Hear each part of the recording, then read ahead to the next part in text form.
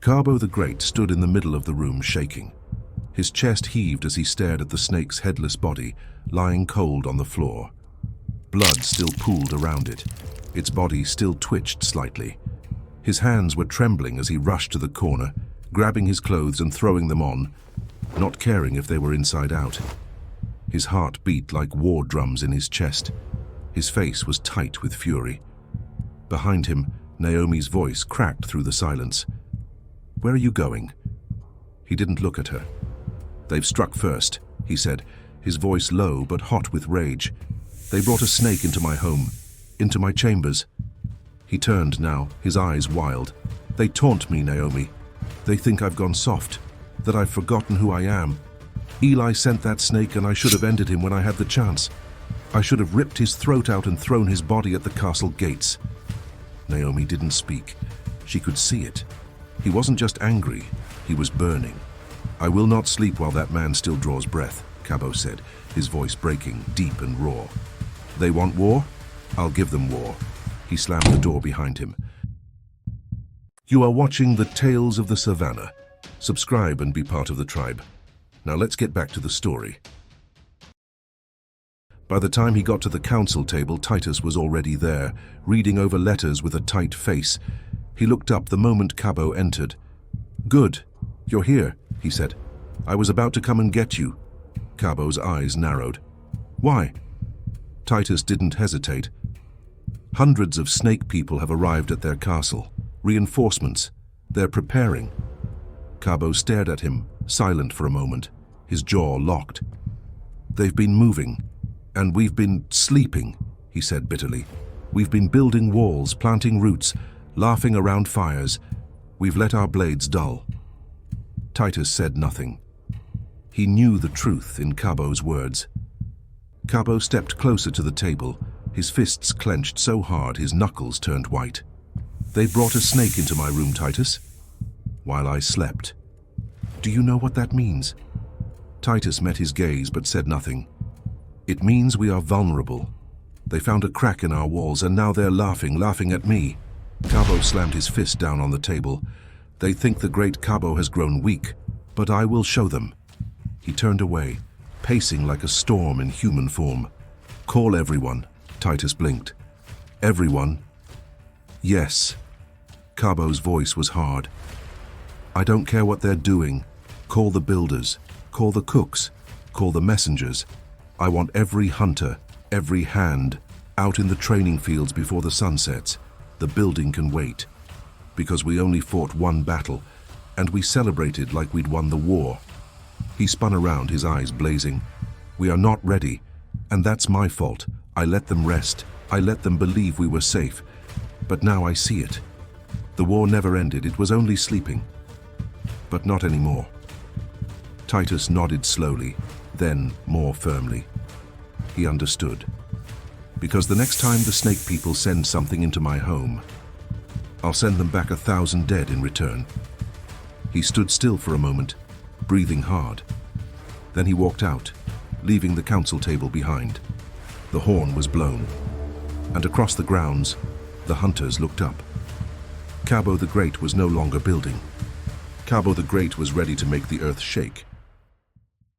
A young man was dragged forward and made to kneel before the throne of Mami Wata. The room was quiet, dim, filled with the scent of jasmine and danger. Water rippled gently at the edges of her throne. She sat there, tall and graceful. Her long fingers curled against the arm of her throne, nails sharp, golden. She didn't speak at first. She looked down lazily. Her voice, when it came, was slow, sweet, like honey dripping over a blade. "What is this?" she purred, one brow raised. Her lips curled in a half-smile, curious but dangerous. "A hunter," one of the bounty hunters said, bowing low, not daring to meet her eyes. "A gift for you, my queen." At first, Mami Wata tilted her head slightly, confused. But when one of the men grabbed Tendai's chin and forced him to look up, her eyes widened, and then she laughed. It wasn't loud. No, it was low and smooth, bubbling from her throat like a serpent uncoiling. "Oh, Tendai," she whispered, her tongue almost tasting his name. How you've grown. She leaned forward, her body moving like water, every movement forward controlled and seductive. She moved around him slowly, eyeing him from head to toe. This is a treat, she said with glee. Where is your father? And that clever grandfather of yours? Her voice now had a musical edge, like she already knew the answer. Tendai said nothing. His jaw clenched, his eyes defiant but confused. She laughed again, soft and wicked. Oh, I see it in your eyes, she said, circling behind him now, close enough for him to feel her breath on his neck. You don't even know why you're here, do you? She smiled wide. It is the sins of the father, young man. And the grandfather too. And now, the son pays the price. Life is cruel like that.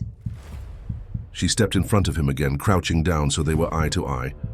I won't tell you everything. No, no. That's their burden to carry. I wouldn't steal that from them. She stood up slowly, her hips swaying, eyes gleaming like wet emeralds. She turned to her second in command.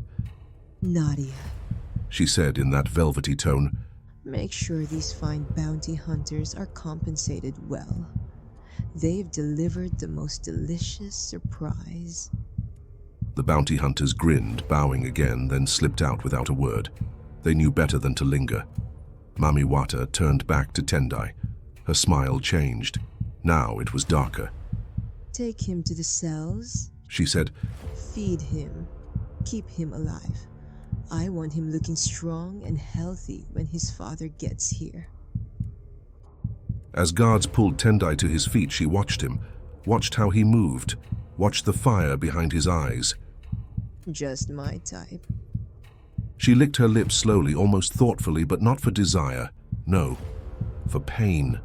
This wasn't about pleasure. This was about revenge, about the wound they had left in her pride, about everything they had taken. She could already hear it, their screams, their desperation, their begging. It would be glorious. The game had begun, and Mami Wata always played to win. It had taken Zoro, Sia and Palesa a day and a half to reach the river, that river, where Tendai had once been pulled beneath the water and delivered to Mami Wata.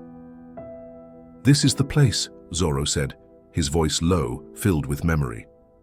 Yes, Sia replied. I remember. But they all knew. They couldn't just walk into her world, not without permission. We need to find Mami Abeni, Zoro said. They agreed, and together they made their way into the small village. It hadn't changed much. The homestead was just as they remembered, quiet, covered in moss and holding more secrets than it let on. They knocked. A woman opened. She was younger, her eyes were sharp, her voice raspier than Zoro recalled. Come in, she said. They stepped inside. Zoro cleared his throat. We are looking for a woman named Mami Abeni. May we speak to her? The woman shook her head slowly. She is with the ancestors now. It hit them both harder than they'd expected. Of course she would be gone by now. It had been years. Sia leaned forward. We need your help. The woman narrowed her eyes. You are a long way from home, hunters. What could I possibly help you with? One of our hunters, my son, was taken, Sia said. By Mami Wata, Palesa added. The woman's eyes flicked to Palesa. She studied her for a long time. A snake, she said softly. Traveling with two hunters, how things have changed. She turned her gaze back to Zoro. My mother told me about you, about what you did, about how you tricked Mami Wata. She is not happy. Your son is probably dead, she said, looking at Sia. Maybe you should go back to your stronghold and forget him. Zoro and Sia widened their eyes. We are begging you, Zoro said. If there is anything you can do, please. We know we wronged her, but if we could just meet with her, if we could ask for forgiveness. The woman stared at them hard. Mami Wata is not to be played with. There is a bounty on your heads. Are you sure you want to test fate? Then she smiled. I will speak to her. I'll go into the waters at dawn. Meet me by the river. I will bring back her message." They thanked her and left. The sun had begun to sink, so they set up camp nearby. It was a quiet night. Zoro built a fire and they ate. For a while it felt like old times, but they were older now, heavier with the past. Sia was quiet. Palesa sat across from him, unsure. Palesa cleared her throat. "Mr. Zoro," she said softly. Zoro looked up. "Just Zoro is fine," he said. Palesa smiled. "I haven't thanked you for raising my son, for helping Sia raise him. Tendai is strong, a good young man, and I know you had a part in that." Zoro smiled. "He is our child, as much as he is yours. It was our duty to raise him." She nodded. "Thank you." An awkward silence followed. Sia's gaze burned into her, too heavy, too deliberate. She squirmed under the weight of it, her pulse hammering. Zoro was right there. Why was he doing this? "I remember this forest," she said, her voice tighter than she intended. "Some things never change." A slow, knowing smirk curled his lips. "You were young back then, Sia, so full of life." "I've grown, Palesa," he countered, his voice a dark rumble. "I'm a man now." A deliberate pause. "I have grown thicker, harder, longer." His eyes locked onto hers, unflinching. "I can show you, if you want." Zoro stood up immediately. "I'll sleep somewhere else," he bit out. Palesa's lips parted. She wanted to say "don't go," but the words strangled in her throat, swallowed by shock and something hotter, deeper. Shame. By the time she found her voice, Zoro had already vanished into the trees.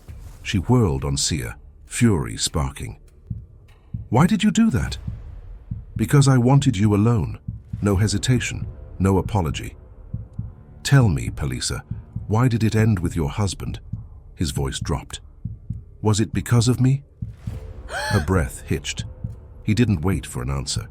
In one fluid motion, he closed the distance between them, his body pressing into the space beside her. Heat radiated off him, intoxicating. "Was it because you never stopped thinking about me?" Every word deliberate, every syllable a brand. She clenched her jaw, refusing to look at him. "Why are you doing this?" she demanded, but her voice wavered. "Tendai is in danger." "We're not saving him tonight," Sia growled. "But you and I." His fingers brushed her thigh, igniting a trail of fire. "We could make another one of him right here, right now," he joked with a mischievous smile. A laugh burst from her, sharp, startled. "What happened to you? You used to be sweet." "I grew up," he said, leaning in until his lips grazed her ear. "Now answer the question, Palesa. Why did you leave him? Tell me." Not a request, a command. Her throat worked. "I tried to forget you," she whispered. "I tried to build a life, I tried to love him. And—" His breath was hot against her skin. She turned, meeting his eyes, and something inside her shattered. His face was dark, serious. "Say it." Her chest rose and fell rapidly. "He wasn't you." His hand captured hers, calloused fingers sliding possessively between hers, mapping every inch like he was reclaiming what was his. "Good." The word sent a shiver down her spine. Only the fire spoke, cracking softly between them. Palesa swallowed. "What are we doing, Sia?" "I'm taking what's mine," he murmured, his voice rough with want. "If this is not what you want, I will stop." His palm cradled her cheek, his thumb brushing the corner of her mouth. She leaned into his touch before she could stop herself. "No, I've missed your touch," she admitted, the confession torn from her. That was all he needed. He closed the distance between them, his lips hovering just above hers. The firelight flickered in her eyes, turning them molten. "If we do this," she breathed, "there's no going back." "I don't want to go back." Then his mouth crashed onto hers, not tentative, not gentle, hungry, devouring, like he was making up for every second they'd lost. She melted into him, her fingers tangling in his hair, pulling him closer. He growled against her lips, his hands gripping her waist, dragging her onto his lap. When he finally pulled back, his eyes were black with need. "You are still mine," he rasped. She didn't argue. Palesa's breath hitched softly. "You didn't lie. You have indeed grown thicker, harder, and longer." "What can I say? The goddess has been kind. Wait until you feel it inside," he replied, his voice deep. "Sia, please stop," she said, punching him playfully. They both laughed. What Palesa did not know was that this was the way of the hunters, an art as old as the hunt itself. They loved to play with their prey, to seduce before the strike. The thrill was not just in the chase, but in the dance, the push and pull, the heat before the kill. To love a hunter was to live on the edge of a blade, to surrender to danger with every breath. It was an extreme sport. But Palesa was no ordinary woman. She carried serpent blood in her veins, fluid, ancient, and unforgiving. She was born to move with danger, to dance with death. It was in her nature to keep up. And in a cruel twist of fate, the thing that made hunters and snakes enemies also made them perfectly, painfully compatible. If only they could sheath their swords and hide their fangs, they would find out. But tonight, there was no hurry, no desperation. Just the ache of time lost and the sweetness of finally having each other again. Sia kissed her slower, like he had all the time in the world. And maybe, just maybe, they did. Vusi and his group had moved quickly through the trees, quietly avoiding the hunters. With the help of the snakes, they had traveled faster than expected. The snakes had guided them, whispering directions through the rustling leaves and the hissing wind. Vusi could hear them clearly. He could speak back. It was a gift, one granted by the goddess herself. The forest worked with them, not against them. They found others, more snake people hidden deep in the forest. They knocked on doors, whispered names into hollow trees and called through stone. And the people answered. One by one, they came forward. They had waited for this moment. They had waited to be rescued. Vusi felt a power growing inside him. With each reunion, with each new ally, the purpose became clearer. But he had one more mission. He had to find his father. The snakes showed him the way. He was farther than most, deep in the mountains, inside a cave that faced the valley. It was a long climb, dangerous. But Vusi didn't hesitate. He left the others resting. They had traveled hard. They needed the time. But he needed answers. The mountain was cold, the air thinner. Each step burned. He had not seen his father in so long, he barely knew what he looked like. But the dreams had never faded.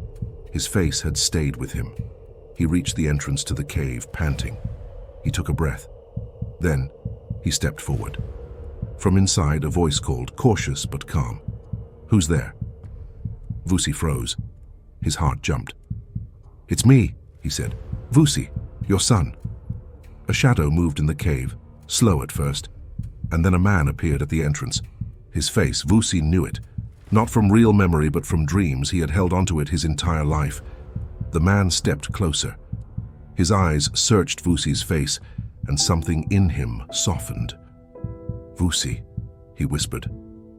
The name fell from his lips like a prayer. He stepped forward and pulled him into a tight embrace. And for a moment there were no words, just years lost and now found. Tears fell freely from both their eyes. "I never thought I'd see you again," Malinga said. "I came looking for you," Vusi answered, choking up, "so that we can go home, back to Snake Island." From deeper inside the cave, a woman's voice called out, "Honey, who are you talking to?" Vusi's body tensed. A woman stepped out, pregnant. Behind her, a small boy peeked out shyly, and then another, a bit older, maybe 10. Vusi blinked, stunned. His father had a family. The woman smiled kindly, but the knife was already in Vusi's chest. This was not what he expected. This was not what he came for. He forced a polite nod. "Can we speak privately?" Malinga nodded and stepped outside with him. The wind was picking up. It stung their eyes. "You have a family now," Vusi said, eyes fixed on the horizon. "But I came for you. We've found others, snake people. We're gathering. This is the time to return. Malinga sighed. I've made a home here, my son. I've found peace. No one's found us for years, no hunters, no war, just life. But it's not safe. Snake Island is safer now. With everyone coming together, we'll be strong again. There's too much hurt there for me, Malinga said quietly. Too many memories. Who? Mother? Vusi asked. Malinga didn't answer. Vusi turned toward him, searching his face. What happened between you and her? There was a long silence. Then Malinga spoke, voice low. She never got over him. Over who? I shouldn't have said anything. Over who, father? Malinga's eyes filled with pain. A hunter. Vusi stepped back, stunned. She had a child with him before me, Malinga continued. She said it was nothing, that it was over. But it wasn't. He haunted every conversation, every silence. I tried to love her, Vusi. I really did. But her heart, it never fully belonged to me. Vusi couldn't breathe. His chest ached. She chose a hunter? She loved him. And that love bled into everything. I couldn't compete, so I left. Before Vusi could speak, a scream tore through the cave, then another, and a screech that made the trees tremble. Malinga's face changed. You brought them here, he whispered. You brought the hunters. No, They haven't found us for years. And now they're here. His voice rose. You led them to us. He transformed, fast, into a towering serpent. He flew toward the cave. Vusi followed, shifting into his own snake form. But it was too late. They arrived at the cave to find the woman, the children, lifeless on the ground. Hunters stood grinning in the clearing. No, Vusi whispered. No, no, no, Malinga roared. The fight was instant. Blades against fangs, fire against scale. The two of them fought with fury, father and son. The ground split beneath them. Trees fell. Vusi was fire and vengeance. But in the chaos he saw it, a hunter's blade plunging deep into Malinga's side. His great serpent body crashed into the ground. No! Vusi screeched, slicing down the hunter who did it. He didn't stop. He didn't think. Rage took over. When it was over, the clearing was quiet again. Bodies of the two hunters lay broken. Vusi shifted back, panting, blood on his hands. He dropped to his knees beside his father's form.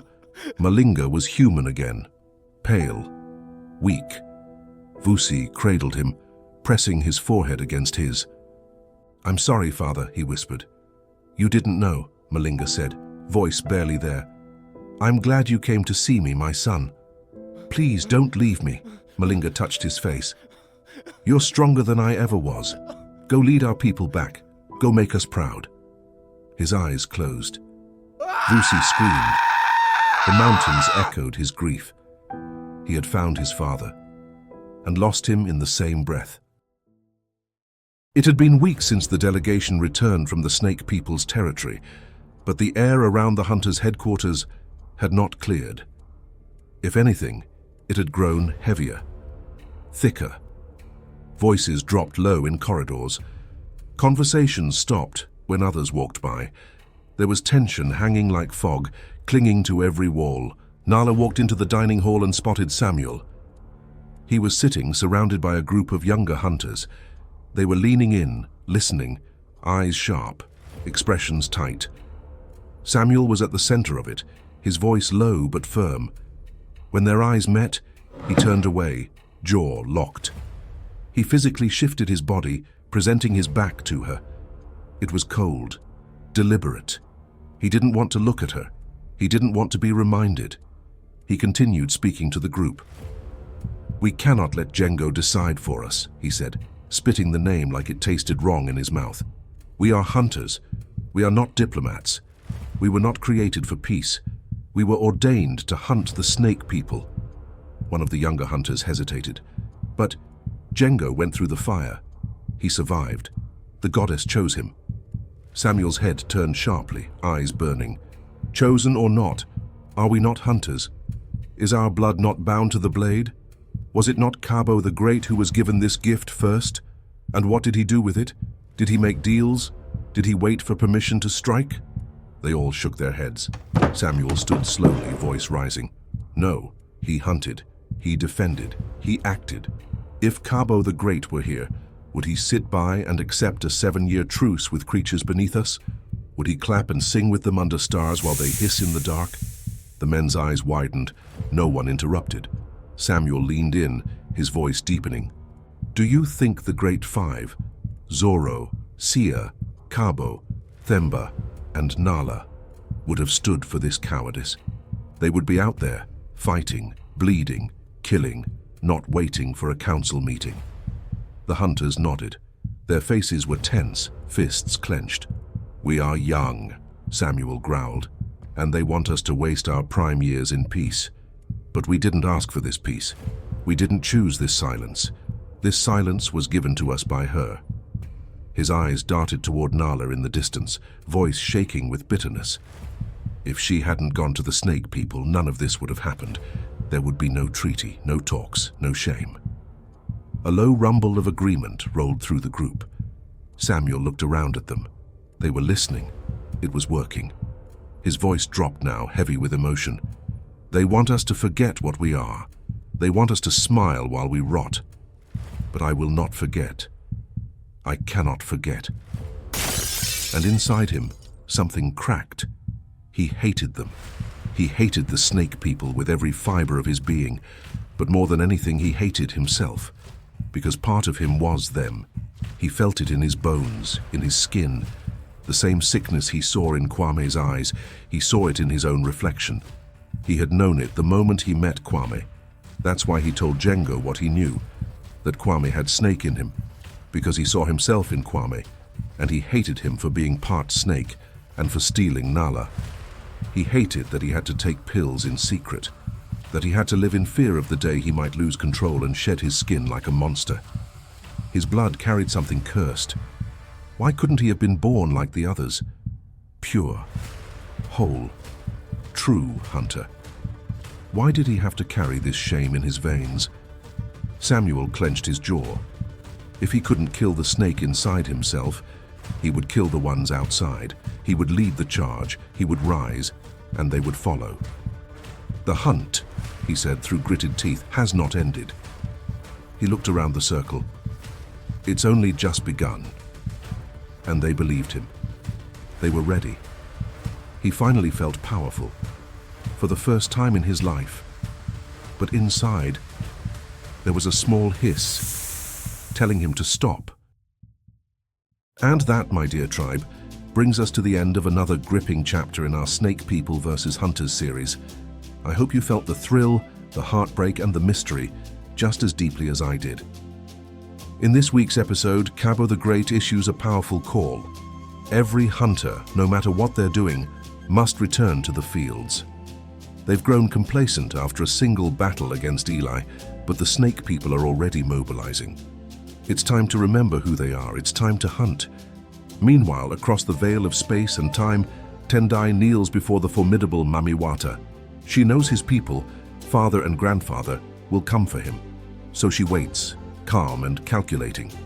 And as they wait, Palesa and Sia finally merge, mind, body and soul, in a reunion long overdue. Deep in the forest, Vusi and his group rallies the snake people with help from their loyal serpents. He learns a hard truth. His father is alive, hidden within a mountain. But the reunion takes a tragic turn. In leading the hunters to his father's doorstep, Vusi seals their fate in a devastating, heart-wrenching scene. And in the present day, Samuel simmers with rage. Disgusted by his half-snake heritage, he's plotting something dark, something that could change everything. What happens next? Well, you'll just have to wait and see. Until then, stay wild, stay curious, and stay ready for what's to come.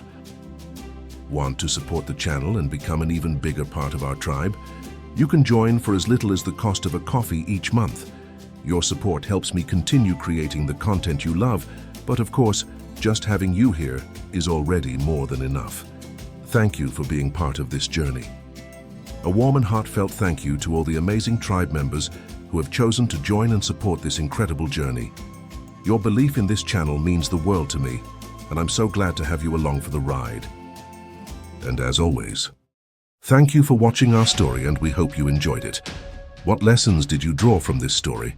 Share your thoughts with us in the comments below. Don't forget to subscribe and be part of the tribe. Thank you for watching The Tales of the Savannah. We will see you next time in the Savannah.